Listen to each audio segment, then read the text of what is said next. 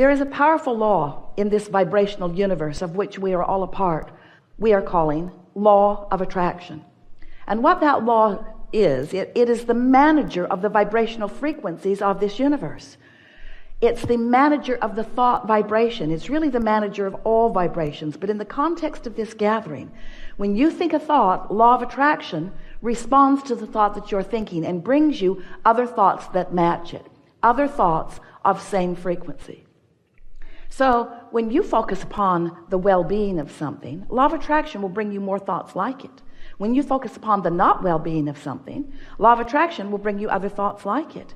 And as you focus there in those early stages of those easy thoughts, law of attraction will bring you more thoughts like that until eventually you will have a significant enough vibrational pattern or trajectory going with that thought that you might even say, I believe that. That's all a belief is. A belief is just a thought you keep thinking. That's all it is. In the early days of interacting with us, Esther argued with us about that. She would say to us, Abraham, but it's true. I know you don't think I should think about it, but it is a true thing. And therefore, doesn't it deserve some of my attention? And we say, there are so many things that are true that you want to practice until you believe them and until you attract them, until you live them fully. And there are some things that are true that you don't feel that way about. Just be discerning, be a selective sifter, choose what you think about. But Esther argued, and some of you do too, but Abraham, sometimes I do not think I am choosing this thought. I think this thought chose me. And we say, we know how that feels when you get that momentum going. When you get a certain amount of momentum going, it plays out. The laws of the universe that you know, the laws of physics, you know, it's like that. Put your car at the top of the hill. San Francisco is what comes to Esther's mind because she could not believe those hills that people were actually driving up and down. Put your car at the top of one of those hills and take it out of gear, take the brake off, and just test to see what the laws of physics are about. Just nudge that car just a little bit from behind. Just nudge it. And watch what happens next. There's no question about what will happen next, is there? The weight, the gravity, the inertia, the laws of physics are known by you experientially. You know what's going to happen to that car.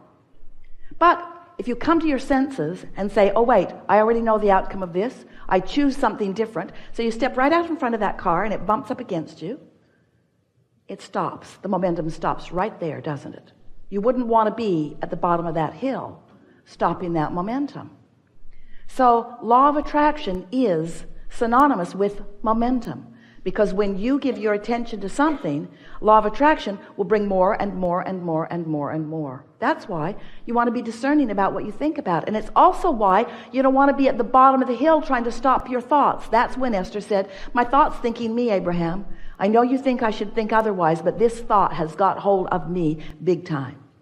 And we say, yes, sometimes it happens that way. And you really want it to happen that way when it's thoughts that are of benefit to you. You really want those thoughts to have hold of you when it's thoughts of your value, of your worthiness, of your worth, of the value and worth of others. You want those thoughts to get hold of you. You want to believe deeply. You want to have absolute knowing. First you think it, then you think it more, then you think it more, then you think it more, then you think it more, then you believe it. Then you believe it, then you think it more, then you think it more, then you think it more, then you know it. And the reason you know it is because what you believe manifests. It manifests. It gives you full knowledge.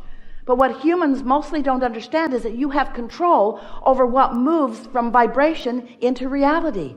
You can turn thoughts into things deliberately. You can. You are turning thoughts into things all the time indeliberately. Why not get hold of this? Why not start thinking purposefully? But the only way that you can begin to turn thoughts to things in a deliberate way is by inserting into your awareness the factor, the all-important factor of how you feel.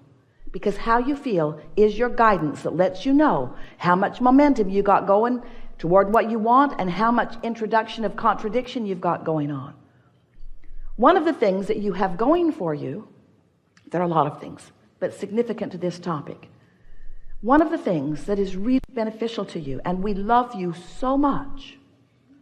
You know what's coming next. When we tell you we love you, we're preparing you for hearing something. One of the things that you've got going for you is that you are, did we tell you we love you? You are fickle and frivolous with your thoughts. And the advantage of that is you don't get hold of any thought, wanted or unwanted, and stay with it very long.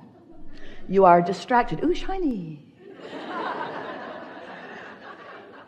So we want to help you to not freak out about the thoughts that you've been thinking. When we started talking about the science of deliberate creation, you are in the audience going, cancel, trying to suck the thought back before law of attraction got hold of it.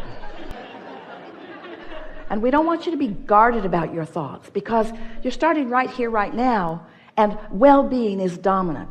We just want you to be more deliberate about the thoughts you think by caring more about how you feel. And it's helpful to understand how it all fits together, isn't it? So you were source energy and still are, but a large part of you remained in that non-physical place. The largest part of you is still non-physical, while a part of that consciousness is here with you. So here you are in your bodies. You are beautiful. You are brilliant. You are exploring. Contrast all around you, knowing what you don't want, knowing what you do want, and continually adding new preferences to the whole of that which you are becoming. So that non-physical part of you resides in a vibrational reality. We've been calling it your vortex, or your vortex of attraction. It's your vortex. It's a vibrational version of you. It's the vibrational version of you of all that you want that has full potential of manifesting fully, so that you can see it and hear it and smell it and taste it and touch it, and others can too as they behold you. But in order to be deliberate about that, it's important that you know that there are steps to the process. And the first step is you are launching rockets of desire. You're asking all day, every day. You never stop asking. Don't ask yourself to stop asking. You can't stop asking.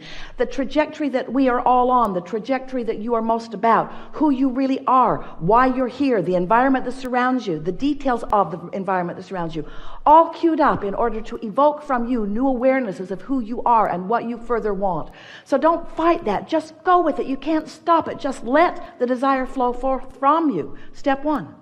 Step two is that desire that you have launched becomes part of this vibrational reality that the inner being part of you, the soul part of you, the source part of you, the non-physical part of you embraces fully and becomes in the moment that you launch the rocket. That non-physical part of you is now a reality. And law of attraction is responding to that reality also. So now, there's the you standing in your body thinking what you're thinking about that desire that you launched. And there's the source energy part of you standing in the vortex thinking about that desire that you launched. So there are potentially two different perspectives about that. You getting what we're saying? There's the perspective that knows not only that it's possible, but that it's certain. That's your inner being's perspective.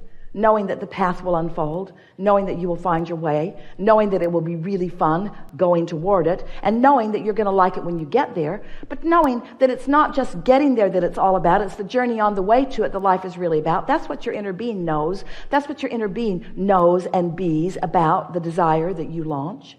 And here you are in your physical body, maybe not so much knowing so much of that. Because you're usually, if you're like most humans, noticing that what you want has not yet happened. So your awareness is upon where is it? Or how's it going to get here? When's it going to get here? Who's going to bring it? And how's it going to get here? How long is it going to take before it gets here? And why isn't it here yet? And how come that guy's got it and I don't have it yet? And so as you focus in those ways, you feel the uneasiness. You feel the discomfort. And sometimes you even say, I think I felt better before I wanted that thing that I do not have. And we want you to understand that you got to get over that. You got to get over that. You got to get over that. You just got to get over that, because you're not ever going to stop launching desires. So you're always going to be creating the gap between what is manifested and what is in the process of being manifested. And if you hold yourself in an eternal pattern of, or even an all-day long pattern, or a week pattern, or a decade pattern, as you hold yourself in patterns of thoughts that disallow these thoughts to turn to things, then you become cynical, then you become ornery, then you become unhappy about others who are not yet offering so much resistance and blocking their own creation. Like the little ones who are born. The little ones come, they're all bright-eyed and frisky, and they think they can do anything. And then you begin to teach them otherwise.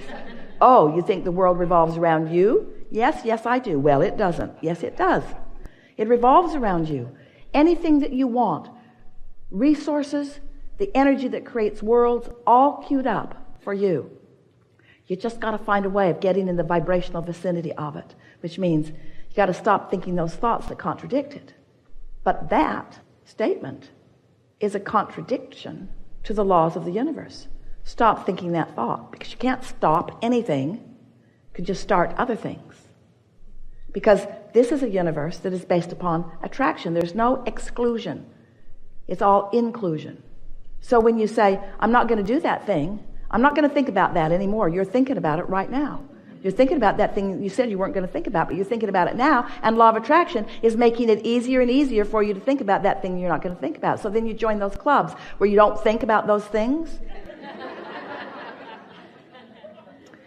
So what we want to bring you around to understanding is that it's all about focus, and it's all about law of attraction, which means it's all about momentum, which means it's all about, how can it be about all of those things? It is. It's about all of those things. It's about you thinking a thought and law of attraction perpetuating the thought that you're thinking, and you being aware of the thoughts that you're thinking enough that you can feel when the thought that you're thinking is introducing resistance into your equation. And then, just like standing at the top of the hill, you step out in front of it and you think a different thought.